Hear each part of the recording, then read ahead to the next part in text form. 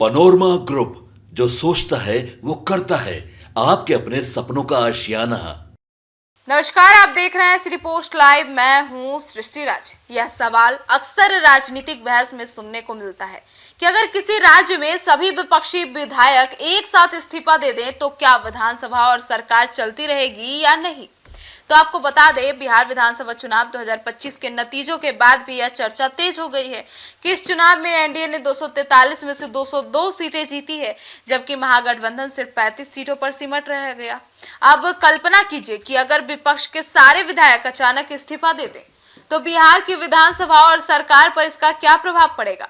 आइए इसे विस्तार में समझते हैं। सबसे पहले यह जानना जरूरी होगा कि विधायक का इस्तीफा देना स्वतः प्रभावी नहीं होता, बल्कि इसे विधानसभा अध्यक्ष द्वारा स्वीकार किया जाता है और यह बहुत ही आवश्यक होता है।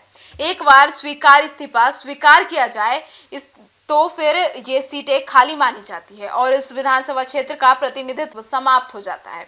इसका मतलब यह हुआ कि यदि विपक्षी विधायकों के इस्तीफे को स्वीकार कर लिया गया तो सदन की कुल सदस्य संख्या घट जाएगी, लेकिन इससे विधानसभा की वैधता और उसकी कार्यवाही पर कोई सीधा प्रभाव नहीं पड़ेगा। सरकार तब भी चल सकती है, बशर्ते कि उसे सदन में बहुमत प्राप्त हो। बहुमत का आंकड़ा भी नई कुल संख्या के आधार पर तय होता है, इसीलिए सत्तारूढ़ दल की स्थिति और भी मजबूत हो सकती है।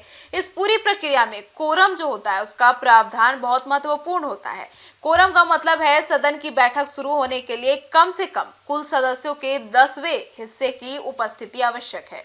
उदाहरण के लिए, अगर विपक्ष के सभी सदस्य इस्तीफा देने के बाद विधानसभा सदस्य संख्या घटकर 202 भी रह जाते हैं तो बैठक शुरू करने के लिए लगभग 21 सदस्यों की उपस्थिति पर्याप्त होगी। क्योंकि एनडीए के पास खुद ही 200 से अधिक विधानसभा है, इसीलिए कोरम पूरा करना मुश्किल नहीं होगा और सदन की कार्यवाही सामान्य रूप से संचालित होती रहेगी। इस्तीफे के बाद एक और संवैधानिक प्रक्रिया शुरू होती है, जिससे उपचुनाव यानी कि बाई इलेक्शन कहते हैं। चुनाव आयोग को 6 महीने के भीतर खाली सीटों पर उपचुनाव कराना होता है, बशर्ते कि विधानसभा का कार्यकाल समाप्त होने में कम समय ना बचा हो। इसका उद्देश्य कि जनप्रतिनिधित्व हमेशा बहाल रहे, चाहे विपक्ष अस्थायी रूप से सदन से बाहर हो जाए। इस्तीफा सामूहिक इस्तीफों से संवैधानिक संकट उत्पन्न नहीं होता और ना ही सरकार अपने आप गिरती है और ना ही राष्ट्रपति शासन लग जाता है। हालांकि यह पूरी प्रक्रिया कानूनी और तकनीकी रूप से संभव है, लेकिन लोकतांत्रिक दृष्टि से यह स्थिति गंभीर मानी जाती है। विपक्ष सदन में विकल्प, संतुलन और जवाबदेही का स्तंभ होता है। आपको बता दें, विपक्ष के बिना सरकार नीतियों की समीक्षा, बहस, सवाल, असहमति और जनहित से जुड़े मुद्दों की आवाज काफी हद तक कमजोर पड़ जाती है। लोकतंत्र का असली अर्थ केवल बहुमत से शासन चलाना नहीं, बल्कि संवाद, आलोचना और असहमति की प्रक्रिया बनाए रखना है। इसीलिए भले ही विधानसभा की विधायी रूप से अगर लोग इस्तीफा भी दे दे, लेकिन राजनीति में यह लोकतंत्र ढांचे के लिए नुकसानदायक स्थिति होगी।